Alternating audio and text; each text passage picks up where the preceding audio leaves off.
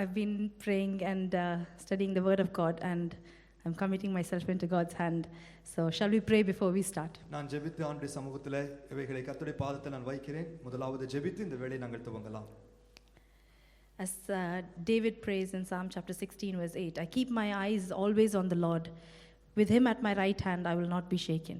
சங்கீதக்காரராகிய தாவீது 16ஆம் சங்கீதம் 8ஆம் வசனத்தில் சொல்லுகிறது போல, கர்த்தரை எப்பொழுதும் எனக்கு முன்பாய் வைத்திருக்கிறேன், அவர் வலது பார்சத்தில் இருக்கிறபடியால் நான் அசைக்கப்படுவதில்லை. Dear Lord, I thank you for this afternoon time. பரிசுத்த பிதாவே, இந்த மத்தியான வேளைக்காய் உமக்கு ஸ்தோத்திரம். As we gathered as a family together to learn from you. இன்றும் ஒரு குடும்பமாக உம்முடைய சமூகத்தில் உம்மிடத்திலிருந்து கற்றுக்கொள்ளும்படியாய் நாங்கள் கூடி வந்திருக்கிற இந்த வேளையிலே Be with us, Lord. எங்களோடு கூட இரும். Holy Spirit, take control. பரிசுத்த ஆவியானவர் ஆளுகை செய்யும். Glorify the name of the Lord.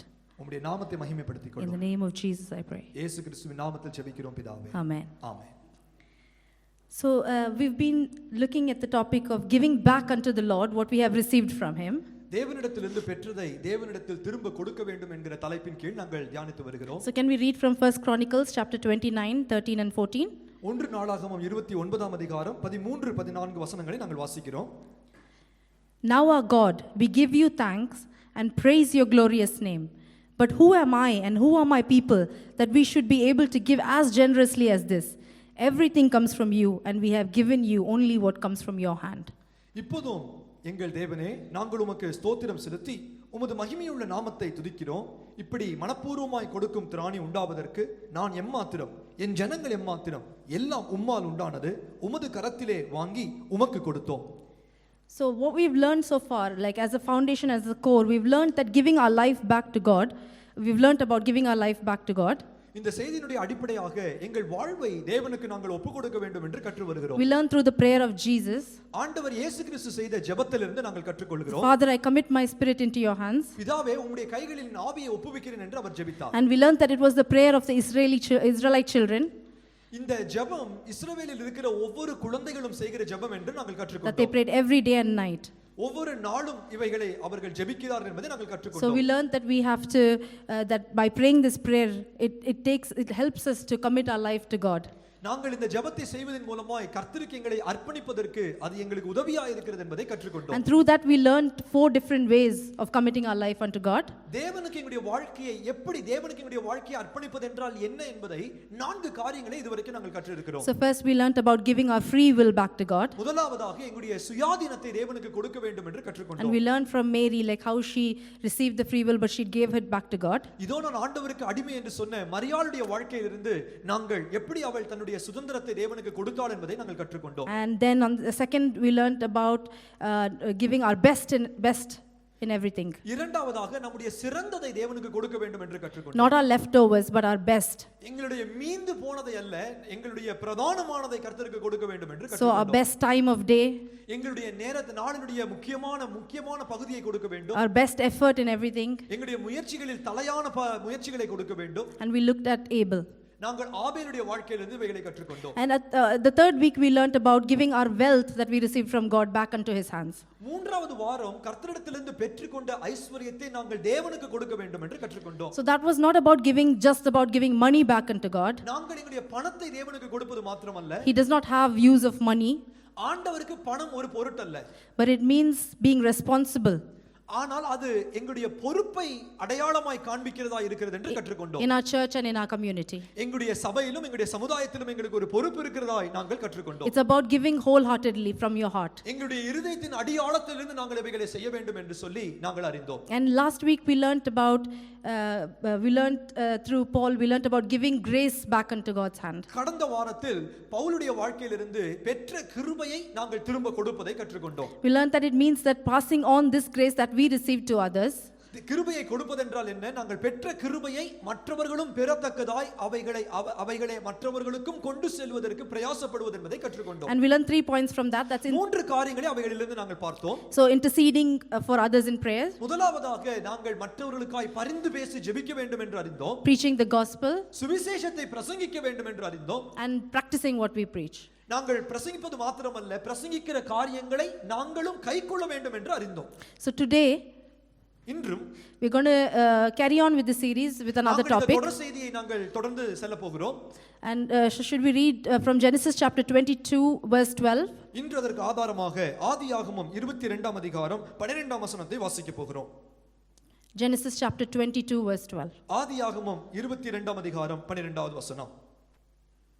The verse says, "Do not lay a hand on the boy," he said. "Do not do anything to him. Now I know that you fear God, because you have not withheld from me your son, your only son." அப்பொழுது அவர், பிள்ளையாண்டான் மேல் உன் கையை போடாதே, அவனுக்கு ஒன்றும் செய்யாதே, நீ அவனை உன் புத்திரன் என்றும் உன் ஏகசுதன் என்றும் பாராமல் எனக்காக ஒப்பு கொடுத்தபடியினால் நீ தேவனுக்கு பயப்படுகிறவன் என்று இப்பொழுது அறிந்திருக்கிறேன் என்றார். So here we see Abraham. நாங்கள் இந்த இடத்துல ஆபிரகாமை குறித்து பார்க்கிறோம். We see that he was blessed with a son from God. ஆண்டவர் அவரை ஒரு புத்திரனை கொடுத்து ஒரு குமாரனை கொடுத்து ஆசீர்வதித்தார் என்று பார்க்கிறோம். We know that he had a long wait and he was blessed with a son at his old age. அநேக ஆண்டுகளாய் காத்திருந்து தன்னுடைய வயதான காலத்தில் ஒரு குமாரனை பெற்றார் என்பதை நாங்கள் அறிவோம். So it was a great blessing that he received from God. அவர் தேவனிடத்திலிருந்து பெற்றது ஒரு பெரிதான ஒரு ஆசீர்வாதம் தான். But it was an even greater blessing when he gave what he loved the most back unto God. ஆனால் தான் பெற்றுக்கொண்டதை தேவனிடத்தில் திரும்ப கொடுப்பது இன்னும் பெரிய ஒரு ஆசீர்வாதமாக அவருக்கு அமைந்தது. So for those taking notes today, the title of today's message is Giving Back to God the Love that we have received from him. இன்றும் இந்த பிரசங்கத்தை குறிப்பெடுக்கிற உங்களுக்கு நான் சொல்லுகிற தலைப்பு என்னவென்று சொன்னால், தேவனிடத்திலிருந்து பெற்றுக்கொண்ட அன்பை, அவருடைய அன்பை திரும்ப அவரிடத்தில் கொடுப்பதை குறித்து இன்றைக்கு பார்க்க போகிறோம். We know John 3:16. யோவான் 3ஆம் அதிகாரம் 16ஆம் வசனத்தை நாங்கள் அறிவோம். For God so loved the world that he gave his only begotten son, that whoever believes in him shall not perish but have everlasting life. தேவன் தம்முடைய ஒரே பேரான குமாரனை விசுவாசிக்கிறவன் அவன் கெட்டு போகாமல் நித்திய ஜீவனை அடையும்படிக்கு அவரை தந்தருளி இவ்வளவாய் உலகத்தில் அறிந்த அன்பு கூர்ந்தார் என்பதை நாங்கள் அறிவோம். So he has poured out his love for us. தம்முடைய அன்பை நம் மேல் அவர் ஊற்றி இருக்கிறார். And everything he does is out of his unconditional love for us. நமக்கு அவர் செய்கிற ஒவ்வொரு காரியத்தினுடைய அடிப்படையும் அவருடைய அளவற்ற நிகரில்லாத அன்பாய் காணப்படுகிறது. Shall we read from Romans chapter 8 verse 32? ரோமர் 8ஆம் அதிகாரம் 32ஆம் வசனத்தை நாங்கள் வாசிக்கும்போது, Romans chapter 8 verse 32. எடுத்துக்கொள்ளுங்கள். ரோமர் 8ஆம் அதிகாரம் 32ஆம் வசனம். He who did not spare his own son, but gave him up for us all, how will he not also, along with him, graciously give us all things? தம்முடைய சொந்த குமாரன் என்றும் பாராமல் நம் எல்லாருக்காகவும் அவரை ஒப்பு கொடுத்தவர் அவரோடே கூட மற்ற எல்லாவற்றையும் நமக்கு அருளாதிருப்பது எப்படி? He gave us his own son. தம்முடைய ஒரே குமாரனை, சொந்த குமாரனை நமக்காய் தந்தார். How will he not also, along with him, graciously give us everything? அவரோடு கூட நமக்காக மற்ற எல்லாவற்றையும் அவர் அருளாதிருப்பது எப்படி? And can we read from Romans chapter 5 verse 5 as well? ரோமர் 5ஆம் அதிகாரம் 5ஆம் வசனத்தை நாங்கள் வாசிக்கும்போது, Romans chapter 5 verse 5. ரோமர் 5:5 வாசிக்கும்போது, We see in that verse the love that God has poured into us. It gives us great hope that we will never be put to shame.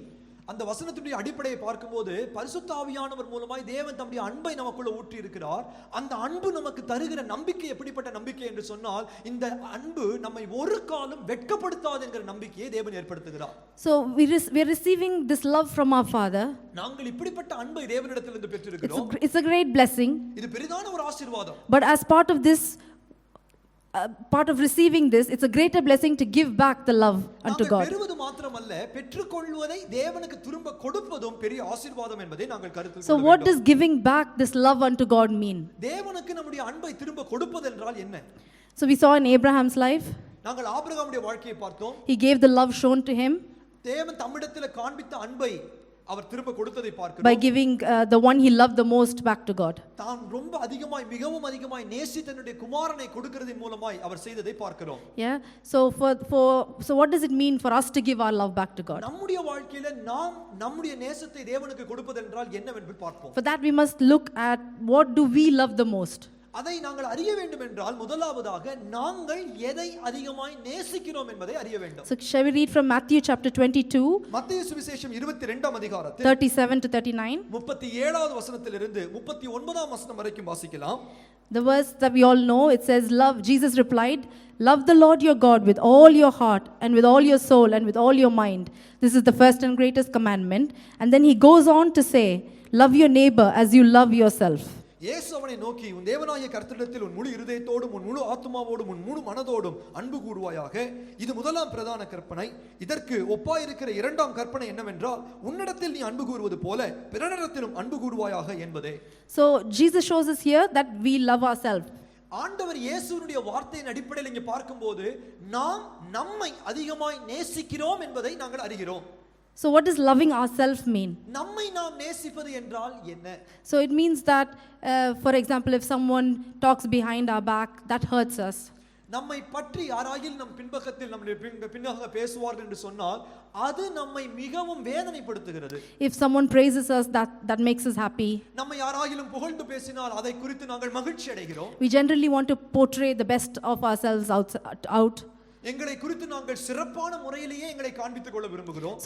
So we buy what we like in terms of what we wear, what we have, the things that we have. We want to portray the best.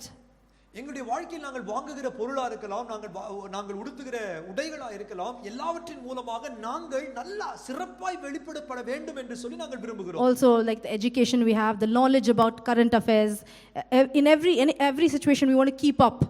நாங்கள் எங்களுடைய வாழ்க்கையில படிப்பா இருக்கலாம், இந்த உலகத்துக்குரிய இந்த சுற்றுச்சூழல் மற்ற அந்த செய்திகளா இருக்கலாம், இவைகள் எல்லாவற்றையும் நாங்கள் கற்று எல்லாரோடு கூட நாங்கள் அதே நிலையில் இருக்க வேண்டும் என்று விரும்புகிறோம். So nothing wrong with that. I'm just saying what self love means. அவைகளை செய்வது தவறென்று நான் சொல்லவில்லை. இதுதான் நம்மிடத்தில் நாம் அன்பு கூறுவது என்பதை குறித்து நான் உங்களுக்கு உதாரணங்களாய் காட்டி கொடுக்கிறேன். So it also means like in today's culture basically we have this like culture where through Facebook or Instagram we have this culture where we want to like everything or everyone has to like what we post. எங்களுடைய புகைப்படங்களை இணையதளங்கள்ல Facebook மற்றும் பல இடங்களில் எங்களுடைய புகைப்படங்களை போட்டு மற்றவர்கள் அவைகளை குறித்து பார்த்து அவர்கள் அதை பிடித்ததாக லைக் செய்ய வேண்டும் என்று, இல்ல நாங்கள் எழுதுகிற காரியமா இருந்தால் அவைகளை பார்த்து லைக் செய்ய வேண்டும் என்று சொல்லி மற்றவர்களுடைய அந்த பதிலை நாங்கள் எதிர்பார்த்து இருக்கிறோம். So a sort of fame or an honor in a way. இல்ல மற்றவர்களுடைய பார்வையில நாங்கள் ஒரு கனம் உள்ளவர்களாக மற்றவருடைய புகழ்ச்சி எங்களுக்கு வேண்டும் என்று எதிர்பார்க்கிறோம். So the verse says in 1 Chronicles chapter 29 verse 11, I'll just read it for you, that wealth 29:12 வேதம் இப்படியாய் சொல்லுகிறது, that wealth and honor comes from the Lord. ஐஸ்வரியமும் கனமும் கர்த்தரால் வருகிறது. So what we are today comes from the Lord. இன்றைக்கு நாங்கள் எதுவாக இருந்தாலும் இவைகள் அனைத்தும் நமக்கு தேவனிடத்திலிருந்து வந்திருக்கிறது. So giving back our self love to God, நம்முடைய சுய, அதாவது நாங்கள் எங்களில் அன்பு கூறுகிறது போல என்று சொல்லுகிற எங்கள் அன்பை தேவனுக்கு கொடுக்க வேண்டும் என்றால், so all this that we have received from God, நாங்கள் தேவனிடத்திலிருந்து பெற்றுக்கொள்ளுகிற அனைத்து காரியங்களையும், what does it mean to give back to him? அவருக்கு திரும்பி கொடுப்பதென்றால் என்ன? Not being proud, அதை கொண்டு நாங்கள் பெருமைக்குரியவர்களாய் மாறாமல், not looking down on people, மற்றவர்களை தாழ்வாய் நினைக்காமல், that is giving back our self love into God. நாங்கள் தாழ்வாய் நினைக்காமல் இருப்பதே தேவனுக்கு எங்களுடைய அன்பை திரும்ப கொடுப்பதாகும். And the second part of this is the selfless love. இதில் இருக்கிற இன்னொரு விதமாய் பார்க்க வேண்டும் என்று சொன்னால் சுயநலமற்ற அன்பு என்கிற இரண்டாவது பகுதியை பார்க்க முடியும். So that's the part that says loving others as you love yourself. அடுத்த பகுதியை பார்க்கும்போது மற்றவர்களை நம்மை நேசிப்பதை போல மற்றவர்களை நேசிக்க வேண்டும் என்று வேதத்தில் வாசிக்கிறோம். It's about getting out of your comfort zone to meet the need of the other person. எங்களுக்கு பாதுகாப்பான எங்களுக்கு விருப்பமான நிலைகளை விட்டு நாங்கள் வெளியேறி மற்றவர்களுக்கு உதவி செய்ய வாஞ்சிக்கிறோம். So I want to look at Esther's life in this portion of selfless love. எஸ்தருடைய வாழ்க்கையை இப்படி சுயநலமற்ற அன்புக்கு அடையாளமாக நாங்கள் பார்க்க போகிறோம். So she was a queen. அவர்கள் ஒரு ராணியாக இருந்தார்கள். We read about her in the Bible. அவர்களை குறித்து வேதத்தில் நாங்கள் பார்க்கிறோம். But it wasn't like in those days, it wasn't like in these days. அந்த நாட்கள் இந்த நாட்களை போல அல்ல. Like these days you have your husband come prepare tea for you and say, here you go Pondati, have your tea, have your coffee. இந்த நாட்கள்ல எங்களை போல கணவர்கள் இருக்கிற மாதிரி கணவர்கள் அந்த நாட்கள் இல்ல. மனைவிகளை தாங்கி இந்த மகளே டீ குடி, இந்த மகளே சாப்பாடு சாப்பிடு என்று சொல்லி வற்புறுத்தி அவர்களுக்கு உபசரணை பண்ணுகிற கணவர்கள் அந்த நாட்களில் இல்லை. I'll buy you whatever you want. என்ன வேணாலும் வாங்கிக்கொள் என்று சொல்லுகிற கணவர்கள் அந்த நாட்களில் இல்லை. Okay, we shouldn't lie too much on stage in the presence of God. கர்த்தருடைய பரிசுத்த நாமத்துக்கு மகிமை உண்டாவதாக. But in those days, அந்த நாட்களில் she couldn't walk into the presence of the king without an appointment. முன்பாக அவர்களுக்கு நேரம் கொடுக்கப்படாமல் அவர்கள் மீறி ராஜாவுடைய தன்னுடைய கணவராய் இருந்தாலும் அவருடைய சமூகத்துக்கு அவர்கள் செல்ல முடியாது. If she came into his presence, he would have been like, why are you in my presence without an appointment? Guards, kill her. அப்படி அவர்கள் மீறி வந்தாங்கன்னு சொன்னா, நான் சொல்லாமல் அனுமதிக்காம என் முன்னாடி ஏன் வந்த, யார் அங்கே வந்து இவளை போட்டு விடுங்கள் என்று சொல்லி போட்டு விடுவார். Okay, let's have the next beauty competition. அடுத்த அழகி போட்டியை வைப்போம். And let's have another queen. ஆஹா, அடுத்த ராணியை தெரிந்து கொள்வோம் என்று அவர்கள் முயற்சிப்பார்கள். So that was in those days. அது அந்த நாட்கள். And also for Esther's life, எஸ்தருடைய வாழ்க்கையை பார்க்கும்போது she had an example before her. அவளுக்கு முன்பாக ஒரு உதாரணமும் இருந்தது. She had the queen before her was Queen Vasti, அவர்களுக்கு முன்பாக இருந்தவர்கள் வஸ்தி என்கிற ராஜகுமாரி, who was disobedient அவர்கள் கீழ்ப்படியாதவர்களாய் இருந்தார்கள் and was sent out. அவர்கள் ராஜ மேன்மையை இழந்து போனார்கள் என்று நாங்கள் அறிவோம். So here we see Esther in a situation where she has to make a decision. இந்த இடத்தில் நாங்கள் பார்க்கிறோம் எஸ்தருடைய வாழ்க்கையில அவர்கள் ஒரு தீர்மானம் செய்ய வேண்டும். So what happens is in Esther chapter 4, Mordecai, her uncle, is sitting in ash clothes and he's crying outside loudly. He's sitting by the king's gate and he's crying. நாங்கள் வாசிக்கும் போது எஸ்தர் 4ஆம் அதிகாரத்துல எஸ்தருடைய மாமனாகிய மொர்தெகாய் என்கிறவர் அவர் அரண்மனையுடைய வாசல்ல அமர்ந்திருந்து அவர் துக்கத்தோடு கூட இருந்தார் என்கிற செய்தியை கேள்விப்படுகிறார் Esther. Esther did not know what was going on. எஸ்தருக்கு ஏன் இப்படி இருக்கிறார் என்று தெரியாது. But she sent him some clothes. அவருக்கு சில உடைகளை அனுப்பி கொடுத்தாள். But he didn't accept it. ஆனால் அவர் ஏற்றுக்கொள்ளவில்லை. So then she sends a messenger Hathach to him. அதற்காக ஒரு இன்னொருவரை அனுப்புகிறாள் செய்தியை சொல்லி, to find out what was wrong. என்ன தவறாய் நடக்கிறது, என்ன காரணம் இப்படி துக்கித்து இருப்பதற்கு என்று கேட்கிறாள். And Mordecai gives her some clear information. So he sends Hathach back with some clear information. மொர்தெகாய் ஆத்தாகை திரும்ப எஸ்தரிடத்திலே தெளிவான சில விளக்கங்களை சொல்லி அனுப்புகிறார். So the reason why the reason or the situation of how the killing is going to happen of the Jews என்பதையும் காரணம் என்ன என்பதையும் சொல்லி யூதர்களை கொலை செய்ய போகிறார்கள் என்கிற செய்தியை சொல்லி அனுப்புகிறார். And the exact amount that was going to be paid back into the treasury for the killing of the Jews. எத்தனை காசு அந்த ராஜாவுடைய பொக்கிஷசாலையிலே இதன் மூலமாய் சேர்க்கப்பட போகிறது உட்பட சொல்லி அனுப்புகிறார். And he gives some instructions back to say to ask Esther to go back to the king and to plead for the Jews. எஸ்தரிடத்திலே போய் ராஜாவினிடத்திலே யூதர்களுக்காக பரிந்து பேசி வேண்டிக் கொள்ள வேண்டும் என்று சொல்லி எஸ்தரிடத்திலே வேண்டிக் கொண்டு அதை கேட்டு அனுப்புகிறார். So Esther says, but I'll be killed. ஆனால் எஸ்தர் சொல்லுகிறார்கள், அவர்கள் சூழ்நிலை அறிந்தவர்களாய் சொல்லுகிறார்கள், நான் ராஜாவின் சமூகத்தில் போனால் நான் கொலை செய்யப்படுவேன். I haven't been called by him for 30 days. கடந்த 30 நாட்களாய் ராஜா என்னை இதுவரைக்கும் அழைக்கவில்லை. But that's when we know this verse, when he sends this message back. அப்பொழுதுதான் இந்த வார்த்தை, என்ன வார்த்தை நம்ம எல்லாருக்கும் தெரிந்த இந்த வசனம், அப்பொழுதுதான் இந்த வார்த்தை சொல்லப்படுகிறது. That don't be silent at a time like this. இப்படிப்பட்ட காலத்தில் நீ மௌனமாய் இருக்க கூடாது. You have been placed in this position for such a time as this. இப்படிப்பட்ட மேன்மை உனக்கு வந்திருப்பது இப்படிப்பட்ட காலத்துக்காக வேண்டி இருக்க வேண்டும். And so she fasted and prayed for 3 days along with everyone. அதனால மற்றவர்களிடத்துல சொல்லி எல்லாருமாய் சேர்ந்து 3 நாட்கள் உபவாசித்து ஜெபித்தாள். And she prepares to go before the king. தன்னை ராஜாவுக்கு முன்பாக செல்லுவதற்கு ஆயத்தப்படுத்திக் கொண்டாள். And we all know what happens. அதை தொடர்ந்து என்ன நடந்தது என்பதை வேதத்தை வாசிக்கிற நமக்கு தெரியும். But imagine her situation while she was going to go before the king. ஆனால் அவளுடைய சூழ்நிலையை நினைத்து பாருங்கள், அவளுக்கு என்ன நடக்க போகிறது என்று அவர்களுக்கு தெரியாது. It was an act of selfless love. அது தன் சுயநலமற்ற ஒரு அன்பாய் வெளிப்பட்டது. So she went to protect her people. தன்னுடைய ஜனங்களை காக்கும்படியாய் அவள் She said, if I perish, I perish. நான் அழிந்தால் நான் அழியட்டும். And she took that risk to go in front of the king. ராஜா முன்பாக துணிகரமாய் தன்னுடைய உயிரையும் பொருட்படுத்தாமல் அவள் சென்றாள். So we know that she found favor in the eyes of the king.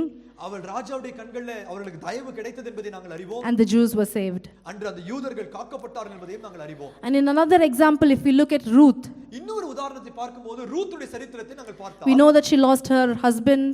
Ruth தன்னுடைய கணவரை இழந்திருந்தாள். And her mother-in-law was going to go back to her homeland. அவளுடைய மாமி திரும்பவும் தன்னுடைய சொந்த தேசத்துக்கே திரும்ப போக And so she tells Ruth to go back and to live her life. ரூத்தை பார்த்து சொல்லுகிறாள், நீ உன்னுடைய தேசத்துக்கு போய் நீ சந்தோஷமாய் வாழ் என்று மாமி சொல்லுகிறார். But we see Ruth making a decision here. ஆனால் ரூத் ஒரு தீர்மானத்தை எடுக்கிறாள். She decides to stay with her mother-in-law தன்னுடைய மாமியோடு கூட அவள் இருப்பதை தெரிந்து கொள்கிறாள். and take care of her. அவர்களை பார்த்துக் கொள்வதற்காக அவர்களோடு இருப்பதை தெரிந்து கொள்கிறார். So again we know the story of Ruth. இந்த காரியத்தை நாங்கள் வேதத்தை அறிந்ததனால, முடிவை பார்த்ததனால நமக்கு தெரியும் அதனுடைய முடிவு எப்படியா இருந்தது. But if you imagine the life of the decision that Ruth made on that day, ஆனால் ரூத் எடுத்த தீர்மானத்தை அன்று அவர்கள் இருந்த நிலையிலிருந்து பார்க்க வேண்டும் என்று சொன்னால், she went with her mother-in-law. அவள் தன்னுடைய மாமியோடு கூட சென்றாள். And even though she knew she didn't have a future, அவருக்கு ஒரு எதிர்காலம் இல்லாது இருக்கிறது என்று அறிந்தும் தன்னுடைய மாமியோடு கூட சென்றாள்.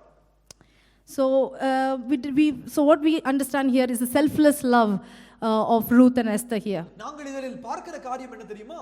ரூத் மற்றும் எஸ்தருடைய சுயநலமற்ற அன்பை நாங்கள் பார்க்கிறோம். Can we read from Matthew chapter 7 verse 12?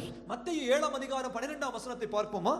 The verse says, வசனம் இப்படியாய் சொல்லுகிறது. Matthew chapter 7 verse 12. மத்தேயு 7 ஆம் அதிகாரம் 12 ஆம் வசனம். So in everything, ஆதலால் do to others what you would have them do to you, for this sums up the law and the prophets. ஆதலால் மனுஷர் உங்களுக்கு எவைகளை செய்ய விரும்புகிறீர்களோ அவைகளை நீங்களும் அவர்களுக்கு செய்யுங்கள், இதுவே நியாயப்பிரமாணமும் தீர்க்கதரிசனங்களுமா. Do to others what you would have them do to you. மற்றவர்கள் உங்களுக்கு என்ன செய்ய விரும்புகிறீர்களோ அதையே மற்றவர்களுக்கு செய்யுங்கள். What do you want others to do for you?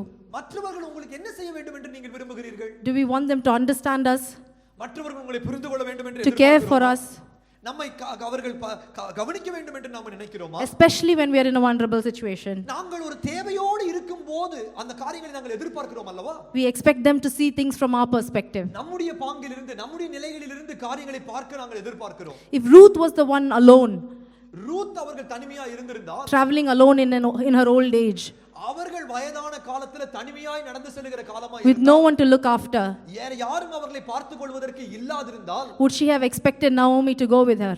அவர்கள் நவோமி தன்னோடு கூட வர வேண்டும் என்று எதிர்பார்த்திருப்பார்கள் அல்லவா? Do to others what you would want them do unto you. ஆகையால் மற்றவர்கள் உங்களிடத்திலிருந்து என்ன எதிர்பார்ப்பார்களோ அதை மற்றவர்களுக்கு செய்யுங்கள் என்று சொல்லி நாங்கள் அறிகிறோம். In Esther's life, if her life was at risk, எஸ்தருடைய வாழ்க்கையை பார்க்கும்போது ஒருவேளை அவர்களுடைய வாழ்க்கை ஆபத்தில் இருந்திருக்கும் என்று சொன்னால், would she have wanted someone to save her life? மற்ற யாராவது வந்து அவரை காக்க வேண்டும் என்று சொல்லி அவர்கள் எதிர்பார்த்திருந்திருப்பார்கள் அல்லவா? So do to others what you would have them do unto you. மற்றவர்களிடத்திலிருந்து நாம என்ன எதிர்பார்க்கிறோமோ அதை மற்றவர்களுக்கு செய்ய நம்மை அர்ப்பணிப்போம். This is giving back our self, our love back into God's hand. இதுவே சுயநலம் இல்லாமல் தன்னலம் இல்லாமல் நம்முடைய அன்பை தேவனுக்கு திரும்ப கொடுப்பதாகும். Loving others as we love ourselves. நம்மிடத்தில் அன்பு கூறுகிறது போல பிறனிடத்தில் அன்பு கூறுவது. This is giving back the love we received back unto God. நாம பெற்றுக்கொண்ட தேவனிடத்திலிருந்து பெற்றுக்கொண்ட அன்பை தேவனுக்கு திரும்ப கொடுப்பது. So next we're going to look at giving back to God the person we love the most. அடுத்ததாக நாங்கள் பார்க்க போகிறோம் நாங்கள் விரும்புகிற ஒரு நபரை தேவனுக்கு கொடுப்பதை குறித்து. So I want to ask, like, who do we love the most? யாரை அதிகமாய் நேசிக்கிறோம் என்று உங்களிடத்தில் நான் கேட்டால் நீங்கள் சற்று சிந்தித்து பாருங்கள். I think for parents it's very easy. பெற்றோர்களுக்கு இந்த பதிலை சொல்வது ரொம்ப எளிமையான ஒரு காரியம். It's definitely their children. அது உறுதியாக அவர்களுடைய பிள்ளைகளாய் தான் இருக்க முடியும். It's an easy choice. அது ஒரு எளிமையான ஒரு தேர்வாய் இருக்கலாம். We love our children more than anything. நம்முடைய பிள்ளைகளை நாம் அதிகமாய் நேசிக்கிறோம். So in Psalms chapter 127 verse 3, I think Psalm 127 verse 4 in Tamil. சங்கீதம் 127 4ஆம் வசனத்தில் இப்படியே வாசிக்கலாம். Psalm chapter 127 verse 3 in English. சங்கீதம் 127 Psalm 127:3 ஆங்கிலத்தில் 4 தமிழில். We read in NLT version, it says it like this: children are a gift from the Lord, they are a reward from him. இதோ பிள்ளைகள் கர்த்தரால் வரும் சுதந்திரம், கர்ப்பத்தின் கனி அவரால் கிடைக்கும் பலன். So we have received our precious children as a gift from God. நமக்கு இப்படிப்பட்ட விலையேற பெற்ற பிள்ளைகளை தேவன் நமக்கு பரிசாக தந்திருக்கிறார். What does it mean to give them back unto the Lord? நாங்கள் பெற்றிருக்கிற இந்த பிள்ளைகளை தேவனுக்கு கொடுப்பதென்றால் என்ன? Should we read a few verses? சில வசனங்களை வாசிக்கலாமா? Matthew chapter 19 verse 14. மத்தேயு சுவிசேஷம் 19ஆம் அதிகாரம் 14ஆம் வசனத்தை வாசிப்போம். Matthew chapter 19 verse 14. எடுத்துக்கொள்ளுங்கள். மத்தேயு சுவிசேஷம் 19ஆம் அதிகாரம் 14ஆம் வசனம். Jesus said, "Let the little children come to me, and do not hinder them, for the kingdom of heaven belongs to such as these." இயேசுவோ சிறு பிள்ளைகள் என்னிடத்தில் வருகிறதற்கு இடம் கொடுங்கள், அவர்களை தடை பண்ணாதிருங்கள், பரலோக ராஜ்யம் அப்படிப்பட்டவர்களுடையது என்று சொன்னார். And can we read from Isaiah chapter 54 verse 13? அடுத்ததாக ஏசாயா தீர்க்கதரிசியின் புத்தகம் 54ஆம் அதிகாரம் 13ஆம் வசனத்தை வாசிக்கலாம். Isaiah chapter 54 verse 13. ஏசாயா தீர்க்கதரிசியின் புத்தகம் 54ஆம் அதிகாரம் 13ஆம் வசனம். All your children will be taught by the Lord, and great will be their peace. உன் பிள்ளைகள் எல்லாரும் கர்த்தரால் போதிக்கப்பட்டிருப்பார்கள், உன் பிள்ளைகளுடைய சமாதானம் பெரிதாய் இருக்கும். And one more verse, Deuteronomy chapter 6 verse 6 and 7. இன்னொரு வசனத்தையும் கூட வாசிக்கலாம். உபாகமம் 6ஆம் அதிகாரம் 6வது வசனம் 7வது வசனம். Deuteronomy chapter 6 6 and 7. உபாகமம் 6ஆம் அதிகாரம் 6வது வசனம் 7வது வசனம். These commandments that I give you today are to be on your heart. Impress them on your children. Talk about them when you sit at home and when you walk along the road, when you lie down and when you get up. இன்று நான் உனக்கு கட்டளையிடுகிற இந்த வார்த்தைகள் உன் இருதயத்தில் இருக்க கடவது. நீ அவைகளை உன் பிள்ளைகளுக்கு கருத்தாய் போதித்து, நீ உன் வீட்டில் உட்கார்ந்திருக்கிற போதும், வழியில் நடக்கிற போதும், படுத்துக்கொள்ளுகிற போதும், எழுந்திருக்கிற போதும் அவைகளை குறித்து பேசி. And one more verse, Proverbs chapter 22 verse 6. இன்னொரு வசனத்தையும் கூட வாசித்து விடுவோம். நீதிமொழிகள் 22ஆம் அதிகாரம் 6வது வசனம். Start off on the way they should go. Start children off on the way they should go, and even when they are old they will not turn from it. பிள்ளையானவன் நடக்க வேண்டிய வழியிலே அவனை நடத்து, அவன் முதிர் வயதிலும் அதை விடாதிருப்பான். I think all these verses are very clear what the Bible tells us. இந்த வசனங்களை நாங்கள் அறிவோம். இவைகள் எல்லாம் தெளிவாக பிள்ளைகளை குறித்து நமக்கு கற்றுக் கொடுக்கிறது. The children should grow in the presence of the Lord. பிள்ளைகள் கர்த்தருடைய பிரசன்னத்தில் வளர்க்கப்பட வேண்டும் என்று நமக்கு கற்றுக் கொடுக்கிறது. We've only got a very few years from when the child is born until they become teenagers. பிள்ளைகளோடு கூட நமக்கு ஒரு சில காலங்கள் தான் இருக்கிறது. அதாவது நாங்கள் பிள்ளைகள் பிறந்ததிலிருந்து அவர்கள் தங்களுக்குரிய தீர்மானங்களை அவர்களே எடுக்குவதற்கான காலங்கள் கொஞ்சம் காலம்தான். And then by the time they are 18, it's like in a wink of an eye they just grow up. ஒரு 18 வயது ஆகிவிடும் என்று சொன்னால் திடீரென்று உடன் நம்ம எதிர்பார்க்கிறதுக்கு முன்பாக அவர்கள் 18 வயது ஆகிவிடுவார்கள். And God has given them a mind of their own. அவர்களுக்கென்ற ஒரு சுய புத்தியை தேவன் அவர்களுக்கு கொடுத்திருக்கிறார். And loads of experiences of their own. அவர்களுக்கு பல அனுபவங்களை தேவன் கொடுத்திருக்கிறார்.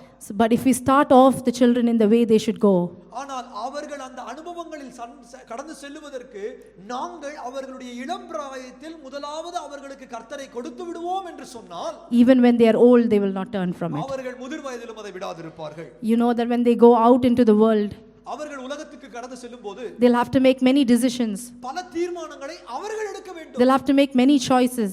அவர்கள் பல காரியங்களை தெரிந்து கொள்ள வேண்டும். They will always make the right one. அவர்கள் சரியான தீர்மானங்களை எடுப்பார்கள். But even if at times when they fail, ஆனால் சில நேரங்கள்ல அவர்கள் எடுக்கிற தீர்மானங்கள்ல அவர்கள் தோல்வி அடைந்தாலும், if you've given them God at the right age, அவர்களுக்கு கர்த்தரை ஏற்ற காலத்தில் நாங்கள் கொடுத்திருப்போம் என்று சொன்னால், they would definitely rise up. அவர்கள் நிச்சயமாய் எழும்புவார்கள். Even if they fall, they will rise up. அவர்கள் விழுந்தாலும் அவர்கள் எழும்புவார்கள்.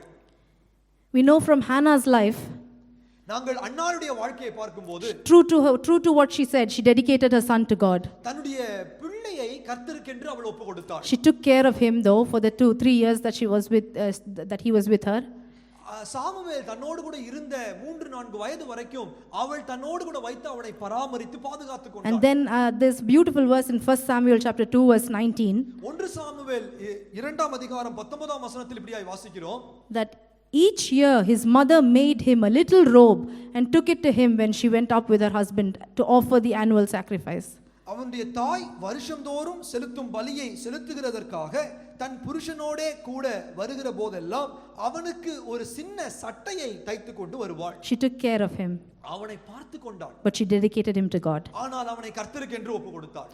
So giving our children the knowledge of God is very, very important. கர்த்தருடைய காரியங்களை, கர்த்தரை குறித்து நம்முடைய பிள்ளைகளுக்கு கற்றுக் கொடுக்க வேண்டியது மிகவும் அவசியமான ஒரு காரியம். That is giving back our children into God. அதுவே கர்த்தருக்கு நம்முடைய பிள்ளைகளை நாம கொடுப்பதாகும். Also being examples of how we expect them to be. வெறும் கர்த்தரை குறித்து கற்றுக் கொடுப்பதல்ல, கர்த்தரை வெளிப்படுத்துகிறதற்காக மாதிரியாக பெற்றோர்கள் வாழ தங்களை அர்ப்பணிப்பது. So not being on the phone if we don't want them to be on the phone. அவர்கள் தொலைபேசி, அவர்கள் போன்ல இருக்க வேண்டாம் என்று நாம எதிர்பார்க்கிறவர்கள் நாம் எப்பொழுதும் போனோடு கூட இருக்க கூடாது. Not backbiting if we don't want them to become like that. நாங்கள் அவர்கள் பின்பாக குறை சொல்லி திரிய கூடாது என்று சொன்னால் நாங்கள் குறை சொல்லி திரியறவர்களாய் இருக்க கூடாது. Because they watch us and they learn from us. அவர்கள் நம்மை கண்டு நம்மிடத்திலிருந்து தான் கற்றுக்கொள்கிறார்கள். It's easy for us to say it. நாங்கள் அதை சொல்லுவது நமக்கு எளிமையா இருக்கிறது. We've got 2 small children as well. எங்களுக்கும் 2 சிறு குழந்தைகள் உண்டு. And we know, we can see, how they pick things up from us.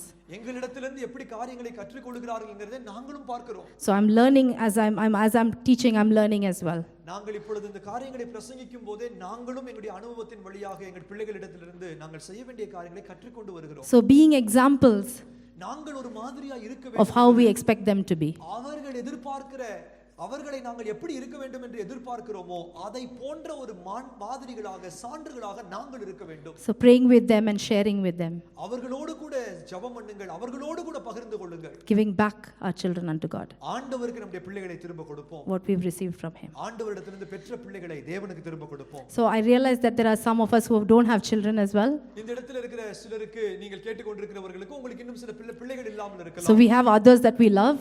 எங்களுக்கு நாங்கள் மற்றவர்களை நாங்கள் நேசிக்கிற மற்றவர்களும் உண்டு. Our husband, எங்களுடைய கணவரை, our wife. That's initial days of marriage, that is. கல்யாணத்தினுடைய ஆரம்ப காலத்தில் மனைவிகளுடைய பார்வையில பார்க்கும்போது அவர்கள் கணவரை நேசிக்கலாம். Wives. திருமணத்துடைய ஆரம்பத்தில் நாங்கள் கணவரை அதிகமாக நேசிக்கிறோம், மனைவியை அதிகமாக நேசிக்கிறோம். We love our mom and dad. எங்களுடைய பெற்றோர்களை அதிகமாக நேசிக்கிறோம். Our family members. எங்களுடைய குடும்பத்தினரை நாம நேசிக்கிறோம். We might have our fiancé. எங்கள் திருமணம் செய்து கொள்ள போகிறவர்கள் இருப்பார்கள். We might have friends that we love. நம்முடைய நண்பர்களை நாம நேசிக்கிறோம். So how do we give them back into God's hand? அவர்களை எப்படி தேவனுக்கு திரும்ப கொடுப்பது? All these relationships came from God. ஒன்றை புரிந்து கொள்ள வேண்டும், இப்படிப்பட்ட உறவுகள் இவைகள் எல்லாம் தேவனிடத்திலிருந்து வந்தது என்பதை முதலாவது நாங்கள் ஏற்றுக்கொண்டு அறிந்து கொள்ள வேண்டும். They are a blessing that God gave to us. அவைகள் எல்லாம், இந்த உறவுகள் எல்லாம் தேவன் நமக்கு தந்திருக்கிற ஆசீர்வாதங்கள் என்பதை புரிந்து கொள்ள வேண்டும். So doing your best for the relationship. ஆகையால் உங்களுக்கு இருக்கிற இந்த உறவுகளில் நீங்கள் உங்களுடைய சிறந்ததை செய்ய வேண்டும். And never giving up on it.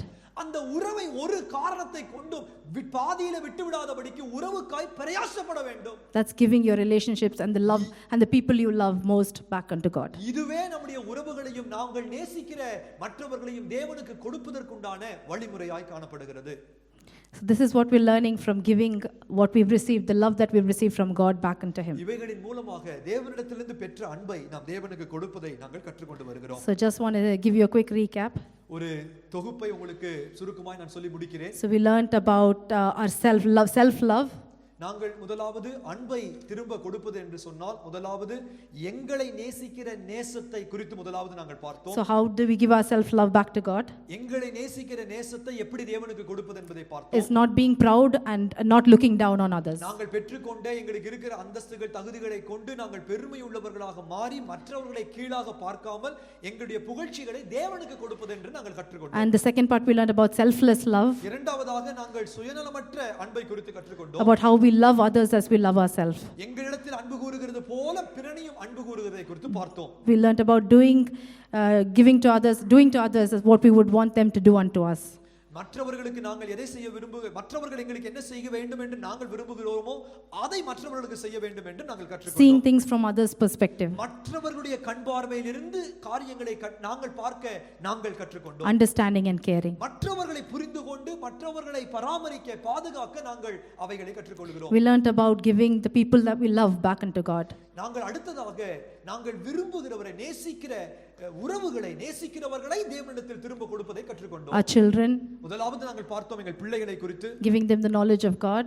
அவர்களுக்கு கர்த்தரை கற்றுக் கொடுக்க வேண்டும் என்று கற்றுக்கொண்டோம். And also being examples.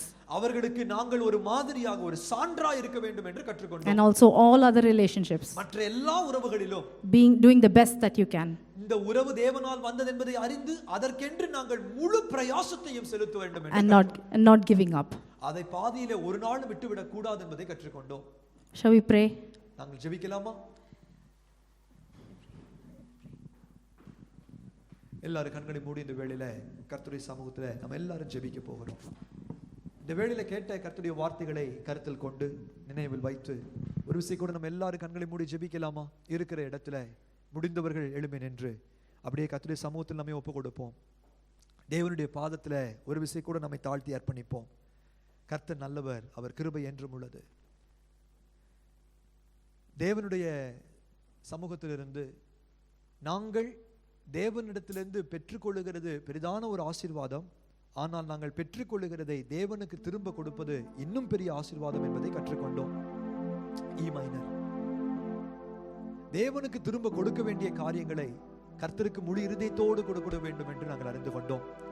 இன்று நாங்கள் பார்த்த பகுதி தேவனிடத்திலிருந்து பெற்ற தேவ அன்பு. நம்முடைய சொந்த குமாரன் என்றும் பாராமல் அவரையே நமக்காய் தந்தவர், எல்லாவற்றையும் நமக்காய் தருகிறவர். அந்த அன்பு நம்முடைய இருதயங்களில் ஊற்றப்பட்டிருக்கிறது. பெற்றுக்கொண்ட இந்த அன்பை நாங்களும் திரும்ப தேவனுக்கு கொடுக்க வேண்டும் என்று இந்த நாளிலும் கர்த்தருடைய வேதத்தின் வாயிலாய் நாம கற்றுக்கொண்டோம். ஒரு விசை கூட கேட்ட இந்த வசனங்களை கண்களை மூடி தியானித்துக் கொள்ளுங்கள். நம்மை நேசிக்கிற நேசம், நமக்கு நம்மை நேசிக்கும் போது பல காரியங்களை நமக்கு நாங்கள் செய்து கொள்ளுகிறோம். அவைகள் எல்லாம் தவறல்ல, அவைகள் செய்கிறது நம்முடைய இயல்பு. That is so natural. We love ourselves. That is natural. இயேசுவும் சொன்னார், உங்களை நேசிக்கிறது போல. அது தப்புன்னு சொல்லல. But what we need to understand now, நமக்கு கிடைத்திருக்கிற, நமக்கு உண்டாயிருக்கிற காரியங்களை கொண்டு ஒரு நாளும் பெருமை உள்ளவர்களாய் நாங்கள் மாறிடக்கூடாது. நமக்கு we should not become proud of what we are, who we are. நமக்கு பெற்றுக்கொண்ட காரியத்தை கொண்டு மற்றவர்களை கீழே பார்க்க கூடாது. நான் உங்களை விட சிறந்தவன் என்று ஒரு நாளும் நினைக்காமல் தாழ்மையோடு அவைகளை கர்த்தருக்கு ஒப்பு கொடுப்பது. நமக்கு வருகிற புகழ்ச்சியை அப்பாட்ட கொடுத்துருங்க, நமக்கு வருகிற கனத்தை அப்பாட்ட கொடுப்போம். இப்படியாக பெருகிற அன்பை தேவனுக்கு திரும்ப கொடுப்போம். எஸ்தருடைய வாழ்க்கையை குறித்தும் ரூத்துடைய வாழ்க்கையை குறித்தும் பார்த்து பிறர் நமக்கு என்ன செய்ய விரும்புகிறோமோ அதை நாம் பிறருக்கு செய்ய வேண்டும் என்று கற்றுக்கொண்டோம்.